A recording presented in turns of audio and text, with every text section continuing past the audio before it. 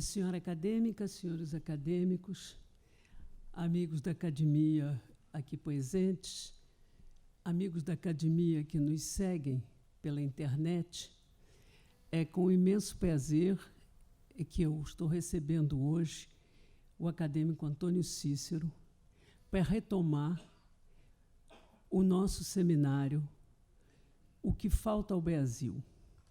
Nós tivemos aqui na semana passada a doutora Anísia Trindade, que respondeu Políticas Públicas e Cidadania. Hoje, Antônio Cícero nos responde a implantação de direitos humanos.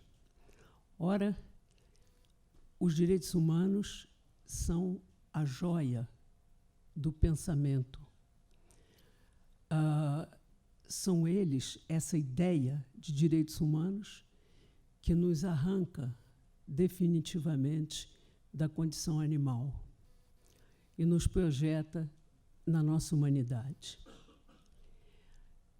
Eu creio que em tempos em que nem todos reconhecem essa importância, reiterar os direitos humanos como alguma coisa de essencial à civilização, a um país civilizado, essa reiteração é mais do que necessária. Antônio Cícero está muito bem situado para falar sobre isso. Antônio Cícero é poeta e filósofo, é autor dos livros Poemas Guardar, contemplado com o Prêmio Nestlé de Literatura, A Cidade e os Livros, e Porventura, que recebeu o Prêmio ABL de Poesia, o Prêmio Jabuti de Poesia e foi finalista do Prêmio Telecom de Literatura. E é também autor dos livros de ensaios filosóficos O Mundo desde o Fim, Finalidades sem Fim, finalista que foi finalista do Prêmio Jabuti, e Poesia e Filosofia. Além disso, organizou o livro de ensaios Forma e Sentido Contemporâneo, Poesia, e, em parceria com o poeta Vali Salomon, o volume de ensaios O Relativismo enquanto Visão do Mundo. Em parceria com o Canaã Ferraz, organizou a nova antologia poética de Vinícius de Moraes. É também autor de inúmeras letras de canções, tendo como parceiros compositores como Marina Lima, Adriana Calcanhoto e João Bosco, entre outros. Em 2012, ele foi agraciado com o Prêmio Alceu de Amoroso Lima, Poesia e Liberdade. Em 2017, o livro A Poesia e a Crítica. E é nosso companheiro aqui na Academia Brasileira de Letras. Todas essas pessoas que foram citadas no currículo de Antônio Cícero são pessoas muito próximas da ideia de direitos humanos. Antônio Cícero, é um prazer te receber aqui e você tem a palavra. Muito obrigado, pelas suas palavras. Boa noite, senhoras acadêmicas, senhores acadêmicos e distinto público. Bem, ao ser convidado pela acadêmica Rosisca Darcy de Oliveira para falar sobre o que falta ao Brasil, eu respondi que uma das muitas coisas que, lamentavelmente, me parecem faltar é a implementação efetiva dos direitos humanos. De fato, eu penso que, de maneira geral, falta à atual administração do Brasil o próprio reconhecimento dos direitos humanos. Infelizmente, difundiu-se nos últimos tempos a lamentável tese vulgar de que, ao proibir o Estado de praticar tortura, punições desumanas, prisões arbitrárias, etc., os direitos humanos se colocaram a serviço dos criminosos. Não posso deixar de lembrar que, em ensaio intitulado Trump e o Ocidente, o atual ministro das Relações Exteriores do Brasil, Ernesto Araújo, declarou, entre outras coisas, que, se Sócrates chegasse hoje e, usando seu famoso método, começasse a perguntar o que é racismo, o que é justiça social, o que são direitos humanos, o que é um direito, o que é humano, e se pusesse a desmascarar a inanidade intelectual e a superficialidade desses e de outros conceitos, seria novamente condenado a beber cicuta. Em outras palavras, segundo o atual chanceler, os conceitos de racismo, de justiça social, de direitos humanos, de direito e de humano são superficiais e intelectualmente vazios.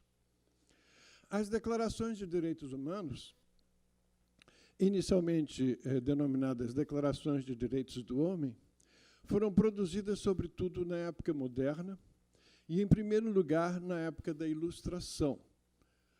Neste ponto, eu abro parênteses para declarar que, concordando com o acadêmico Sérgio Paulo Rouanet, eu penso que a palavra ilustração deve ser reservada para denominar o importantíssimo movimento iluminista que floresceu no século XVIII, no Ocidente.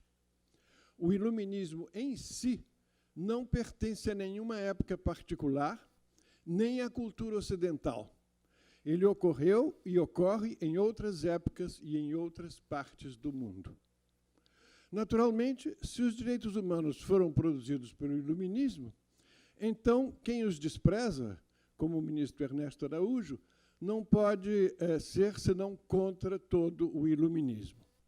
Assim, não surpreende que ele, e segundo ele, Trump, o chefe de Estado norte-americano, Trump lamente o fato de que, em citação, desde o iluminismo, ele põe iluminismo entre aspas, toda a tradição liberal e revolucionária constituiu-se numa rejeição do passado em suas várias facetas, de rejeição de heróis, rejeição do culto religioso e rejeição da família.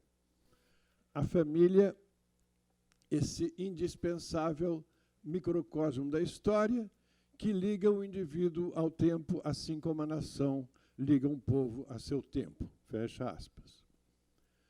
Vejam bem, segundo que a Araújo quer, contra o iluminismo, proteger o culto religioso, Araújo quer, contra o iluminismo, proteger o culto religioso, a família e a nação. Como não nos lembrarmos do bordão fascista italiano Dio, Pátria, Família, que foi adotado pelos integralistas brasileiros e por Salazar, em Portugal, como Deus, Pátria, Família. Na prática, Deus aqui significa exclusivamente o cristianismo, contra todas as demais religiões, contra qualquer heresia e, naturalmente, contra o agnosticismo e o ateísmo. Pátria significa a nação a que se refere esse lema, em oposição a todas as demais nações. Família significa exclusivamente a família nuclear cristã. Naturalmente, para os nazistas, pátria e família se fundiam na noção de raça. De todo modo, são declaradas sagradas ou intocáveis as instituições estabelecidas pela cultura tradicional, em oposição a todas as demais culturas. A incompatibilidade entre essa maneira de pensar e a dos iluministas é, de fato, total. Assim, o filósofo Immanuel Kant afirma que nossa época é a própria época da crítica, a qual tudo deve submeter-se. A religião, através de sua santidade, e a legislação, através de sua majestade, querem comumente a ela se subtrair. Mas, com isso, suscitam uma justa suspeição contra si e não podem aspirar ao respeito irrestrito que a razão somente concede ao que consegue superar o seu exame livre e público. Isso é de Kant. Esse texto de Kant foi escrito por volta de 1781, logo em plena Ilustração. Nesse tempo, a cidade de Königsberg, onde Kant sempre viveu, fazia parte da Prússia de Frederico o Grande, admirador dos pensadores iluministas franceses. Sob seu regime, como observa Ottfried Hofer, a Prússia se transformou de um Estado policial num Estado de direito, com divisão de poderes e numa das comunidades mais progressistas da época. A crítica é um modo da razão. Trata-se da razão crítica, ou da razão enquanto crítica. Assim, a crítica da razão pura, que é o título da mais famosa obra de Kant, faz parte do autoconhecimento da razão, pois se trata da crítica que a razão exerce sobre si própria. A época da crítica é aquela em que o modo de pensar iluminista se torna hegemônico. Para o pensamento efetivamente iluminista, não é admissível subtrair-se coisa alguma à possibilidade de ser criticada.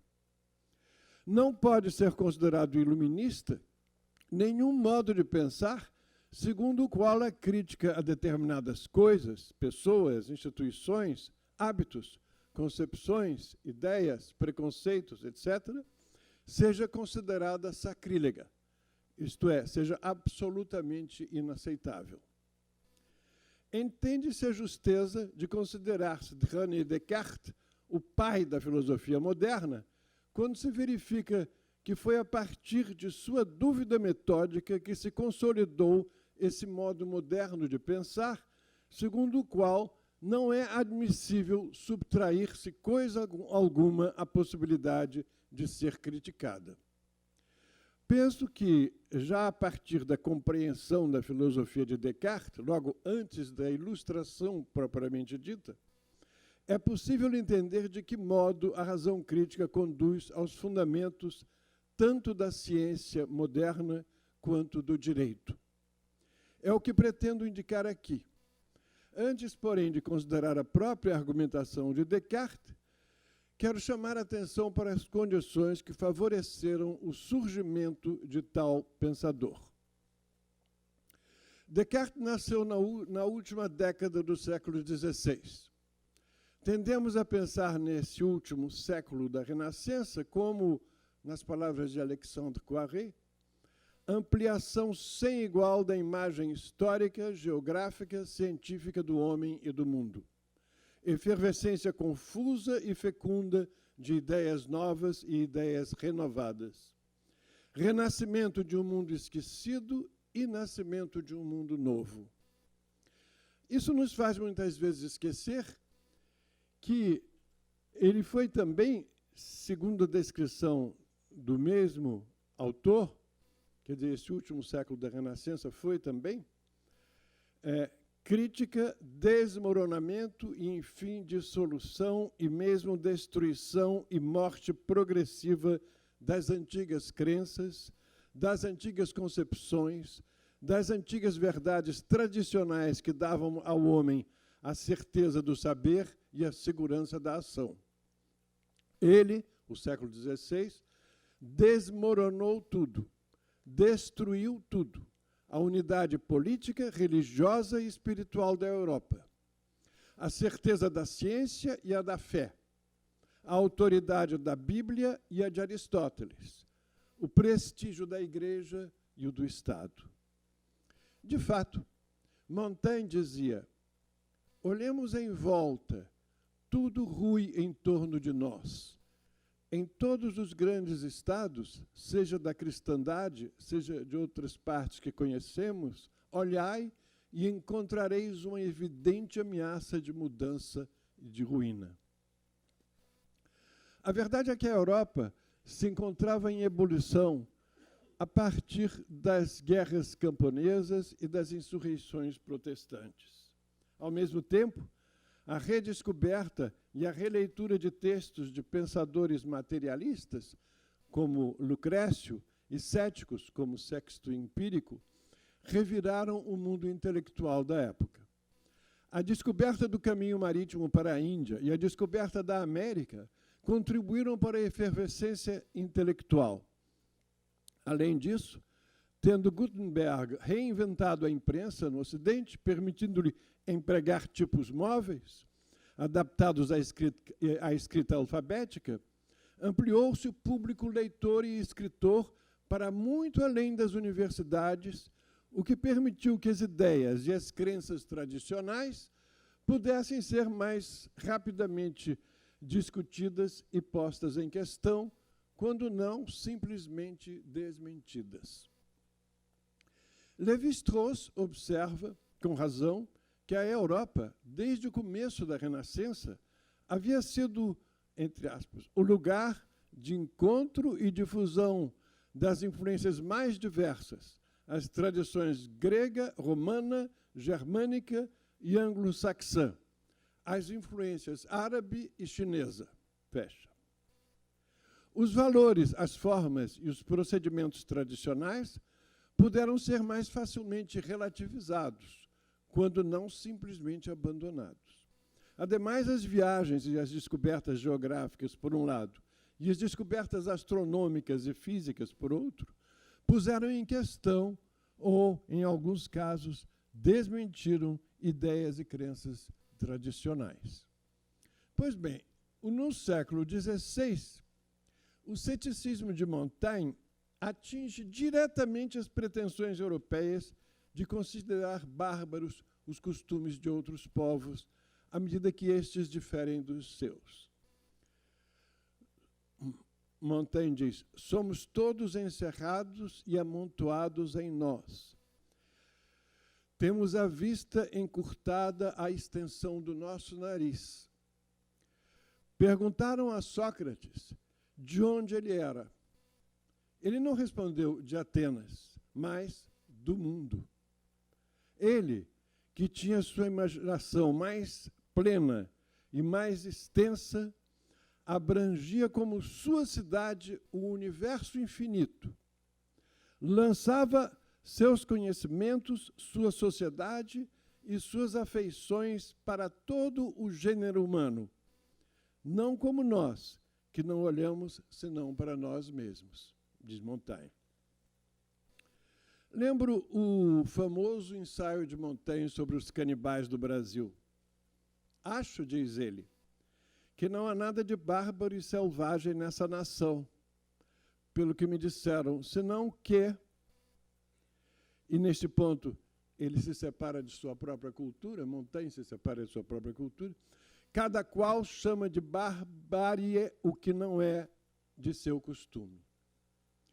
Em seguida, tendo descrito como os índios brasileiros matavam e comiam seus prisioneiros de guerra, ele explica que não acha errado que censuremos o horror barbaresco que há em tal ação, mas sim que, entre aspas, julgando bem os seus erros, sejamos tão cegos quanto aos nossos. Fecha.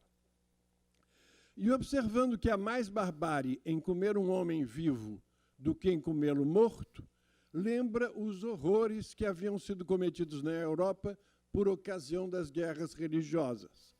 Horrores testemunhados por ele próprio e cometidos, entre aspas, não entre inimigos antigos, mas entre vizinhos e concidadãos. E o que é pior, sob o pretexto da piedade e da religião. Podemos, portanto, conclui, chamá-los, aos canibais, bárbaros, tendo em vista as regras da razão, mas não tendo em vista nós mesmos, que os superamos em toda espécie de barbárie. Isso ele falando no século XVI. Pois bem, as regras da razão, no sentido em que essa palavra é empregada no ensaio sobre os canibais, não se confundem, portanto, com as regras da cultura cristã ou europeia. Se comparassem o comportamento dos canibais a deles mesmos, os europeus da época de Montaigne não teriam o direito de considerá-los bárbaros. Não obstante, eles tendiam a arrogantemente considerar bárbaros todos os povos não europeus ou não cristãos. Ora, pelas regras da razão, os cristãos da época de Montaigne estavam a se comportar de modo ainda mais bárbaro do que muitos desses povos, mais bárbaro do que os índios brasileiros, mais bárbaro até do que os canibais brasileiros. Para que Montaigne critique dessa maneira os europeus, é preciso, evidentemente, que se tenha distanciado deles tanto quanto de qualquer outro povo. É preciso que se tenha desprovincianizado, tanto do ponto de vista temporal, a partir da redescoberta do pensamento antigo, que relativiza o pensamento escolástico contemporâneo a ele, quanto do ponto de vista espacial, a partir dos resultados das grandes navegações empreendidas em sua época e das consequentes descobertas geográficas, como mostra o exemplo da menção dos índios brasileiros. É preciso que ele se tenha cosmopolitizado de modo a ter sido capaz de abandonar, pelo menos na medida em que foi capaz de fazer tais juízos, a cultura particular em que se criou. Outra manifestação dessa atitude de Montaigne é sua afirmação de que prefere pensar que a probidade não seja feita pelas religiões, que apenas a completariam e autorizariam, que ela consiga, diz ele, se sustentar sem ajuda, nascida em nós de suas próprias raízes, pela semente da razão universal impressa em todo homem não desnaturado. E arremata: a experiência nos faz ver uma distinção enorme entre a devoção e a consciência. Ou seja, a devoção, isto é, a religião, não é o fundamento da ética, que se encontra na razão. Nec spe, nec metu, como dizia o lema estoico, nem medo, nem esperança. Não é a esperança do céu, nem o medo do inferno que produz a honestidade. A razão, que constitui o verdadeiro fundamento da ética, não pertence à religião, à cultura em oposição à qual se manifesta. Sobre a religião, Montaigne declara ainda que recebemos a nossa como as outras religiões se recebem.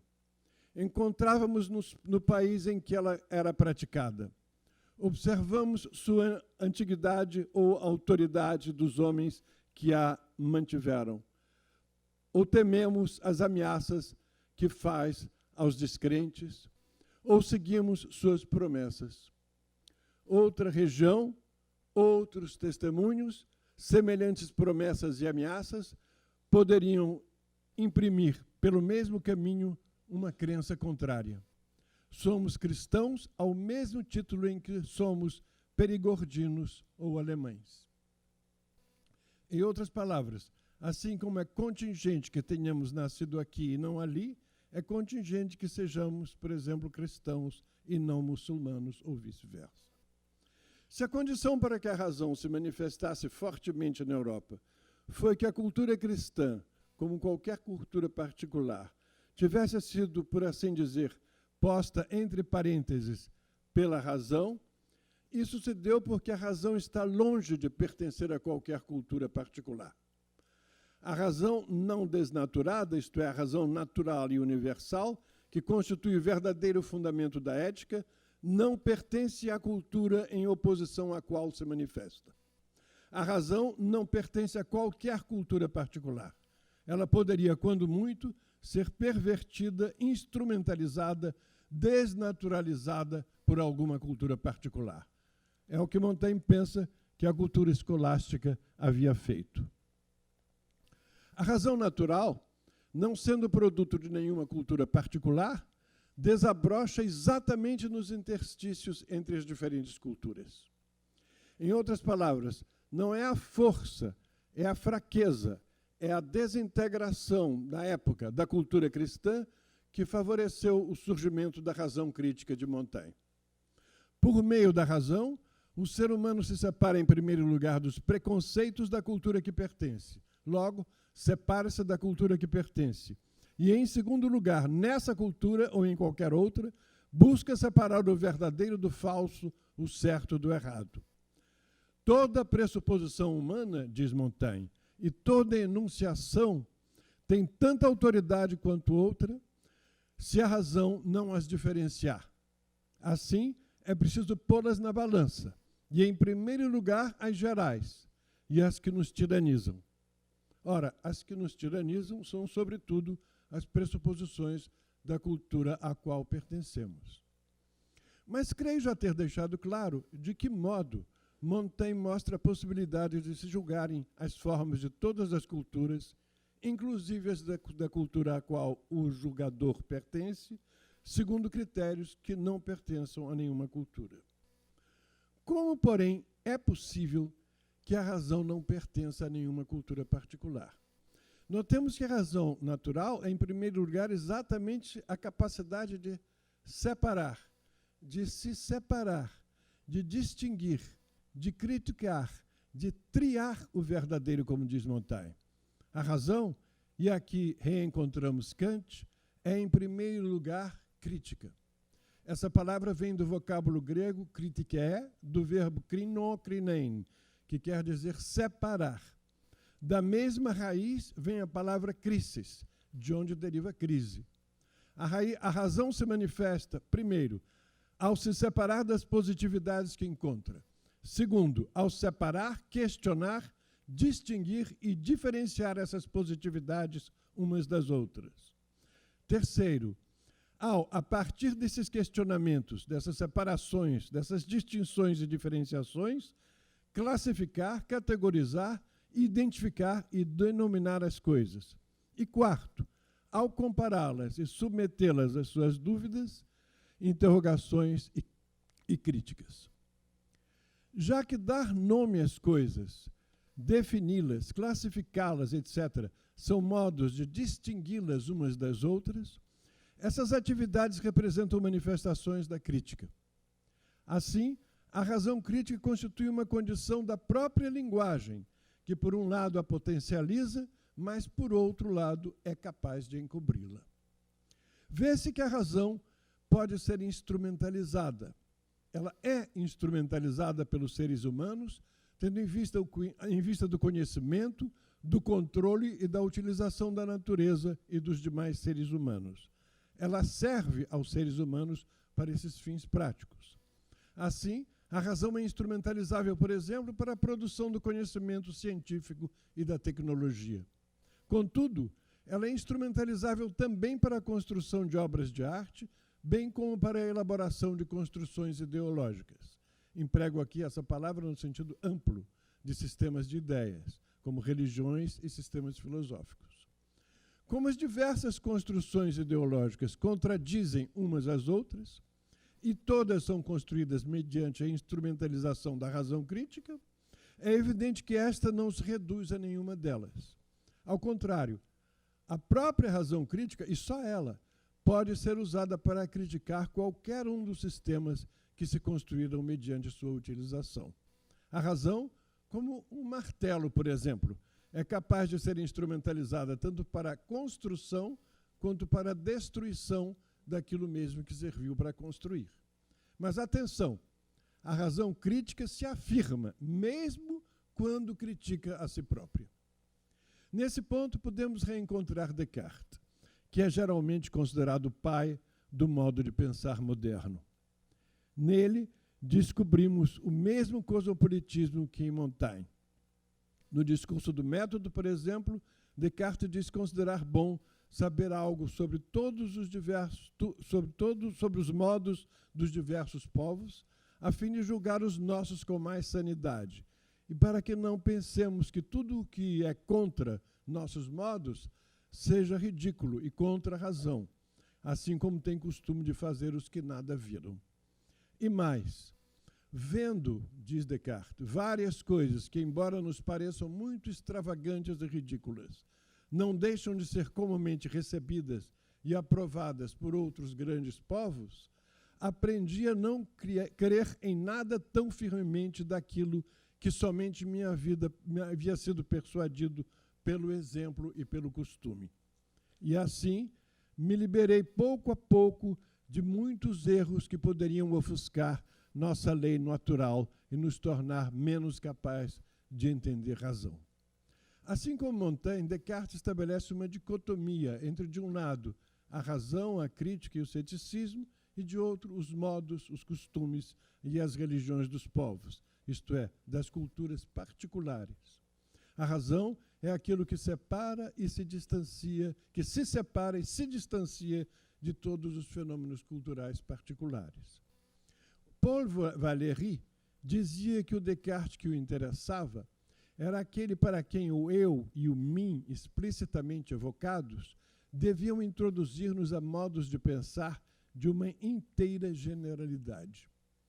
Sugiro que cada um de nós se ponha no lugar da primeira pessoa de cada um do texto de Descartes, que eu vou ler a seguir. Isso é de Descartes. Tendo aprendido desde o colégio que não se conseguiria imaginar nada tão estranho e pouco crível que não tenha sido dito por algum dos filósofos, e desde então, viajando, tendo reconhecido que todos aqueles que têm sentimentos muito contrários aos nossos, nem por isso são bárbaros ou selvagens, mas que muitos usam, tanto ou mais do que nós, da razão, e tendo considerado quanto um mesmo homem, com seu mesmo espírito, sendo nutrido desde a infância entre franceses ou alemães, torna-se diferente do que seria se tivesse sempre vivido entre chineses ou canibais.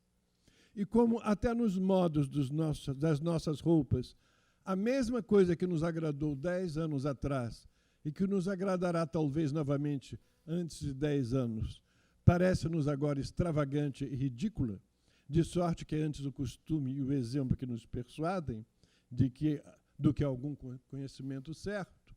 E ele continua. Como Montaigne, e ao contrário do nosso atual chanceler, Descartes recusa tomar os costumes de sua cultura, isto é, os costumes franceses, europeus, ocidentais ou cristãos, como automaticamente melhores que os dos outros povos. Ao contrário, Descartes relativiza todos os costumes, diríamos hoje, todas as culturas, sejam de franceses, de alemães, de chineses ou de canibais. O que parece bom a uns, parece mal a outros. O que nos parecia bom há 10 anos, parece-nos mal hoje, e talvez daqui a 10 anos pareça-nos novamente bem. Bom, alguém que tenha nascido entre alemães pensa como os alemães, tivesse nascido entre canibais e pensaria como canibais. Portanto, nenhuma cultura particular, do presente ou do passado, pode pretender ser essencialmente superior a outra. Evidentemente, Descartes não afirma a relatividade das culturas a partir do ponto de vista de nenhuma cultura particular. Todas elas, inclusive a francesa cristã em que ele nasceu e se criou, são por ele relativizadas a partir do ponto de vista da razão, que não pertence a este ou àquele povo, tanto que pode ser usada por não cristãos tão bem ou por vezes melhor do que pelos cristãos. O ponto de vista da razão é exatamente o do puro distanciamento crítico que permite a relativização das diferentes culturas. Não pertencendo a nenhuma cultura positiva, ele somente pode ser caracterizado de modo negativo. Para todas as opiniões que havia recebido até então em minha crença, diz ele, eu não podia melhor fazer do que tentar de uma vez por todas livrar-me delas, a fim de lá recolocar depois ou outras melhores, ou então as mesmas, quando estivesse ajustado ao nível da razão.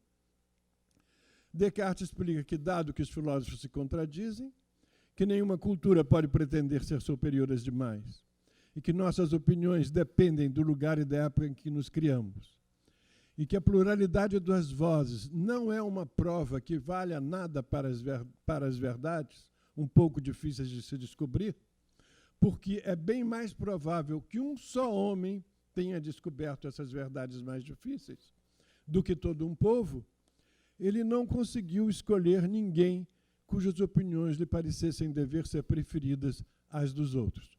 Por causa disso, prosseguiu, achei-me como obrigado a tentar eu mesmo me guiar.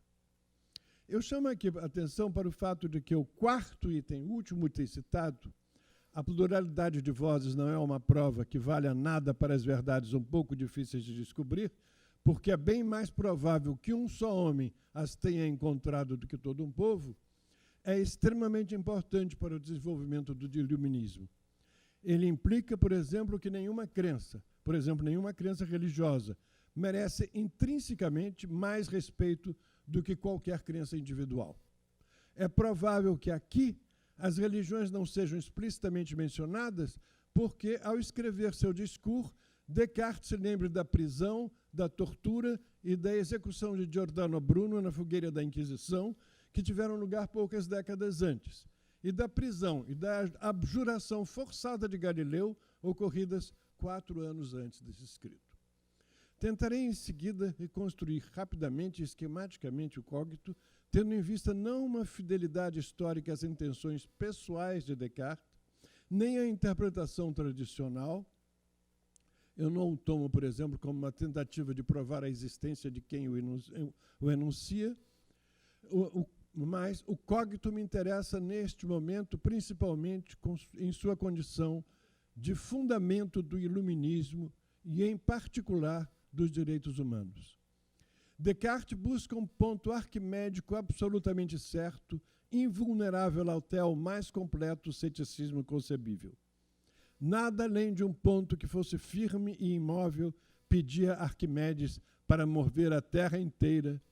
Grandes coisas também podem ser esperadas se eu encontrar um mínimo que seja certo e inconcurso, dizia ele. Fazendo uso metódico de todo o arsenal tradicional dos céticos, a possibilidade de que suas certezas se baseiem em sonhos, alucinações, ataques de loucura, Descartes concebe uma dúvida hiperbólica, isto é, uma dúvida que condensa todas as dúvidas imagináveis. Nos discursos, Descartes diz que era preciso rejeitar como absolutamente falso tudo aquilo em que pudesse imaginar a menor dúvida, a fim de que ver se não ficaria, depois disso, alguma coisa em sua crença que fosse absolutamente indubitável. Duvidar de alguma coisa é conceber que possa não ser o que parece, que possa ser falsa. Mas a dúvida metódica não apenas se estende a tudo o que é capaz, ainda que levemente, de ser concebido como falso, mas afirma a falsidade, ou, o que dá no mesmo, nega a verdade de tudo o que é concebivelmente falso. Esse é o método que ele usa. Trata-se, portanto, de um método de negação. Segundo Henri Gouillet, a negação é essencial porque não é a certeza imediatamente indubitável do cogito que garante a sua evidência, é a evidência experimentada como inegável que garante a minha certeza, provando que ela é a toda prova indubitável. Em outras palavras, a dúvida não é metódica, senão a se tornar negação metódica.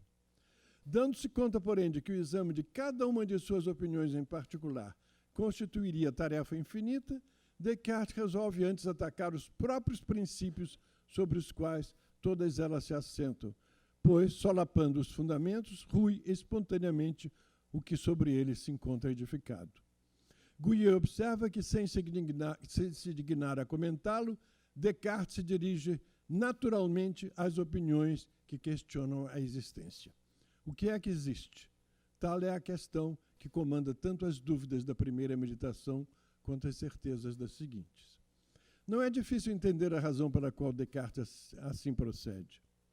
Ele mesmo explica que o principal e mais frequente erro que posso encontrar em meus julgamentos consiste em julgar as ideias que estão em mim semelhantes ou conformes às coisas que se encontram fora de mim.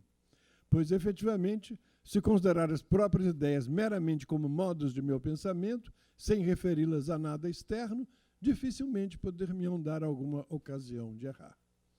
Pois bem, a discussão da falibilidade dos sentidos, da possibilidade de que ele esteja a sonhar, lhe proporciona ocasião para negar a existência de Deus, do mundo, com tudo que contém, de seu próprio corpo e de ser o que supunha ser.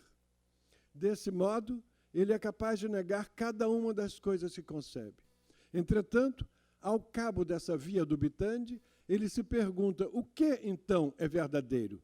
E responde a si mesmo, talvez esta única coisa, nada há de certo.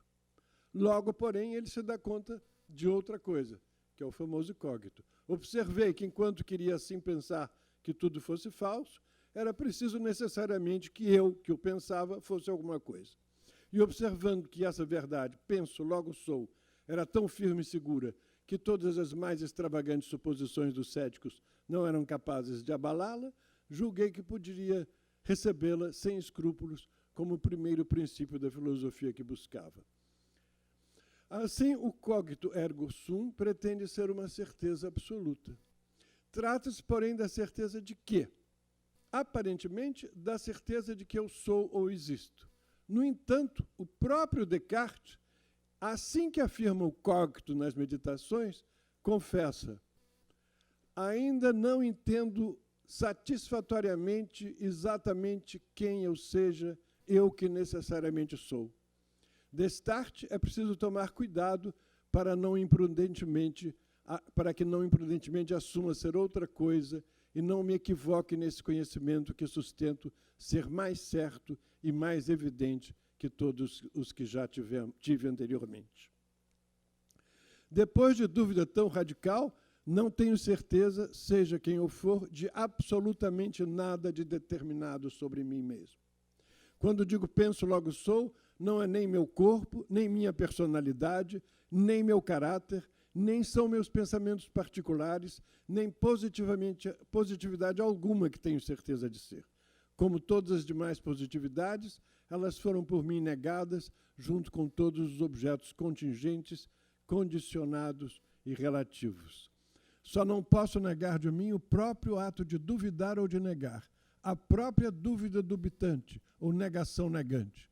Assim, reduzo-me, na condição de resultado da crítica sob a forma do dúbito, à pura negatividade, em dois sentidos.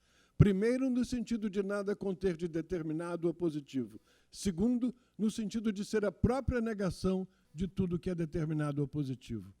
Enquanto tal, porém, não tenho nenhuma propriedade que me individualize, que me diferencie de outra pessoa. Depois do dúbito, que é o modo da razão crítica, o que fica não é sequer meu pensamento, mas apenas o pensamento como razão crítica, o pensamento enquanto razão. Assim, o resultado da dúvida ou negação hiperbólica é a clivagem ontológica por ela revelada. A razão crítica não pode consistentemente ser negada, pois justamente ao negar, inclusive ao negar a si própria, ela se afirma.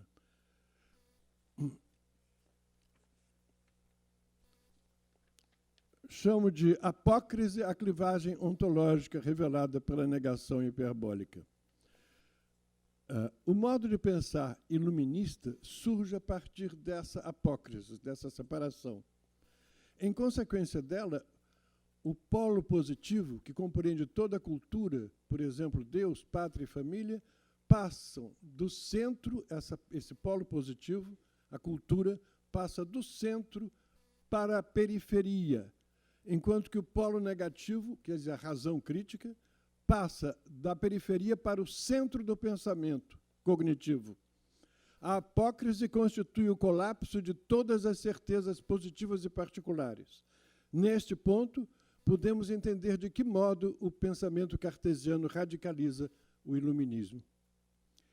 Relativamente à ciência, ele significa que todas as teses que dizem respeito ao polo positivo estão sujeitas a serem testadas e falsificadas. De fato, o filósofo Karl Popper demonstrou, no século XX, que as teses científicas são aquelas que, estando constantemente submetidas a provas ou tentativas de refutações pelos cientistas, são afirmadas como científicas na medida em que e enquanto resistem a essas provas. Mas elas são constantemente submetidas a provas. Por outro lado, aplicada ao direito, a apócrise significa que é inaceitável qualquer lei que, para cercear a liberdade de um cidadão, tente se legitimar na autoridade de crenças positivas, quer de origem laica, quer de origem religiosa, uma vez que se demonstrou que nenhuma dessas pretensas autoridades está acima da dúvida. Não é legítimo restringir a liberdade de um cidadão, senão na medida em que isso seja necessário para compatibilizar a maximização de sua liberdade com a maximização da liberdade dos demais cidadãos. Como afirma Kant, filósofo que melhor representa a filosofia iluminista do direito, o direito consiste no conjunto de condições pelas quais o arbítrio de um pode estar de acordo com o arbítrio de outro, segundo uma lei universal da liberdade. Consequentemente, diz Kant, é justa toda ação de acordo com cuja máxima a liberdade do arbítrio de qualquer um pode coexistir, segundo uma lei universal, com a liberdade de qualquer outra pessoa. A justiça, assim concebida de modo puramente negativo e racional, é, como observa o filósofo Norberto Bobbio, a justiça enquanto liberdade. Segundo essa concepção, é necessário, para que brilhe a justiça com toda a sua luz, que os membros da associação usufruam da mais ampla liberdade, compatível com a existência da própria associação, motivo pelo qual somente seria justo aquele ordenamento em que fosse estabelecida uma ordem na liberdade.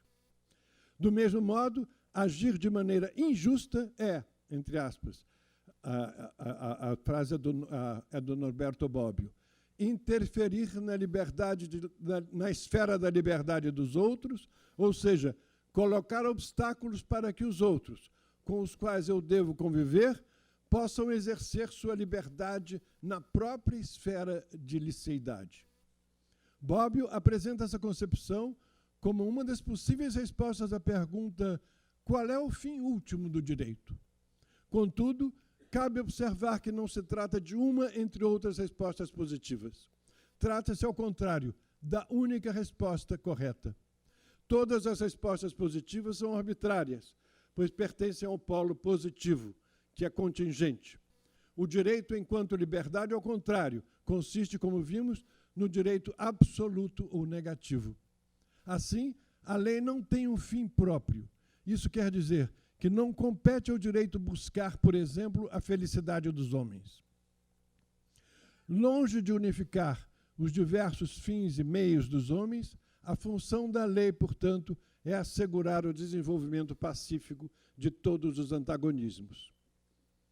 É natural que o pensador que tenha ido mais longe na explicitação da apócrise seja também o que tenha ido mais longe, isso estou me referindo a Kant, na explicitação da lei negativa absoluta.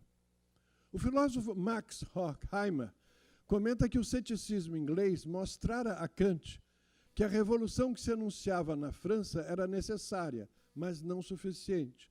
A crença filosófica em liberdade, justiça e paz eterna na Terra lhe parecia capaz de uma fundamentação mais segura contra o ceticismo do que a que os atores da Revolução Francesa, Marat e Robespierre, poderiam conceber. Rousseau, por outro lado, lhe havia mostrado que a fidelidade incondicional do trabalho filosófico era a produção dos direitos da humanidade. Kant realiza essa finalidade no processo de explicitação parcial da apócrise. Neste ponto, considero importante frisar que, ao contrário do que reza um dogma comum à ideologia marxista e à neoliberal, a exigência da maximização da liberdade não implica, de maneira nenhuma, a defesa incondicional da propriedade privada absoluta. Como mostra Gérard Alain Cohen, a propriedade privada é um modo particular de distribuir liberdade e não liberdade. É necessariamente associada à liberdade dos proprietários privados de fazer o que quiserem com o que possuem, mas não menos necessariamente retira a liberdade dos que não a possuem.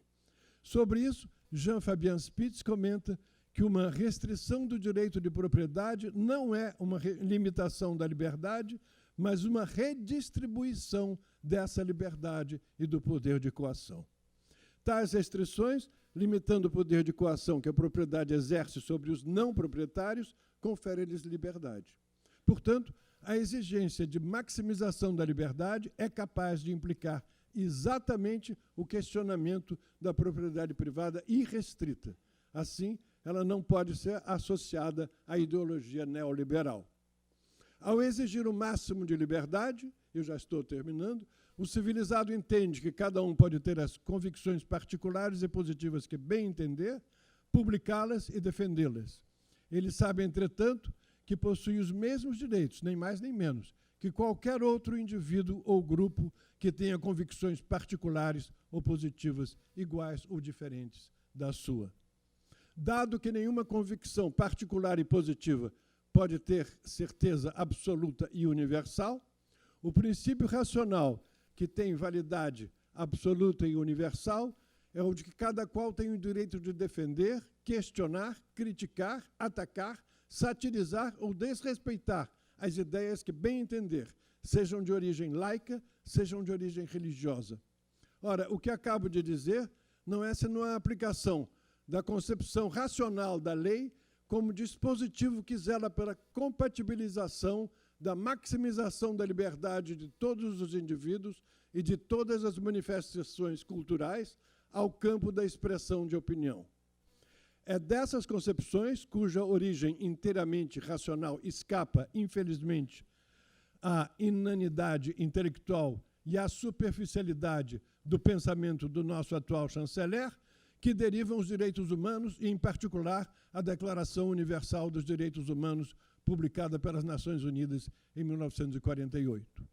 E aqui eu não poderia deixar de lembrar, com orgulho, que o acadêmico Astrégésilo de Ataíde não apenas fez parte da comissão que redigiu a Declaração Universal dos Direitos Humanos, mas que o jurista e filósofo francês René Cassin, que também fez parte dessa comissão, declarou, ao receber o Prêmio Nobel da Paz em 1968, que quero dividir a honra desse prêmio com o grande pensador brasileiro Astrégésilo de Ataíde, que, ao meu lado, durante 3 meses, contribuiu para o êxito da obra que estávamos realizando por incumbência da Organização das Nações Unidas.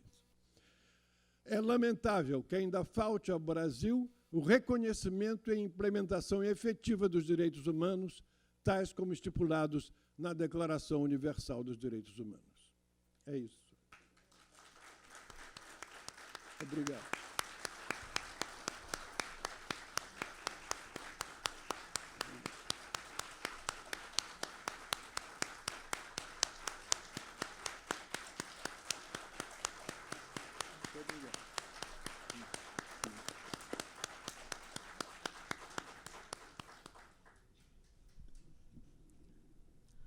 Muito obrigada, Antônio Cícero, por essa trajetória do pensamento que você traçou aqui para nós, com um extraordinário brilhantismo, para chegar exatamente a um eloquente libelo em defesa da liberdade. Muito obrigado.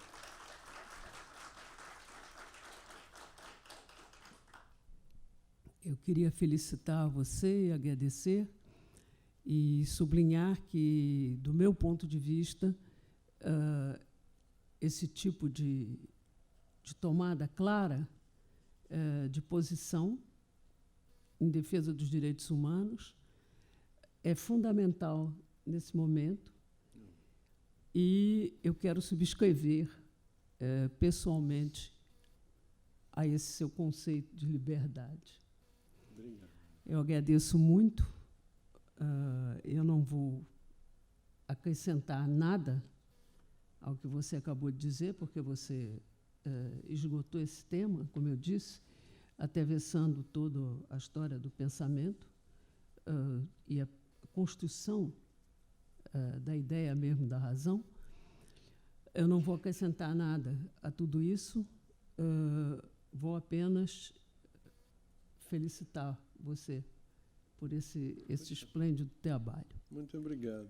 Pois, agradeço. E gostaria de convidar a todos para a próxima conferência, que terá lugar aqui no dia 15 de agosto, quinta-feira próxima, que o acadêmico Carlos Diegues, nosso Cacá Diegues, intitulou O Amor pelo que Somos, respondendo à pergunta o que falta ao Brasil.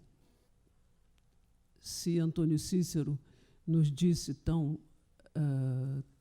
claramente como falta ainda ao Brasil a implementação dos direitos humanos, Cacá se pergunta, talvez, se o que nos falta não é o amor pelo que somos. Eu convido a todos que nos deram o prazer de estar aqui conosco hoje, que voltem, na próxima quinta-feira, porque nós vamos continuar assim durante todo o mês de agosto com o nosso seminário do que falta ao Brasil. Muito obrigada a todos pela presença.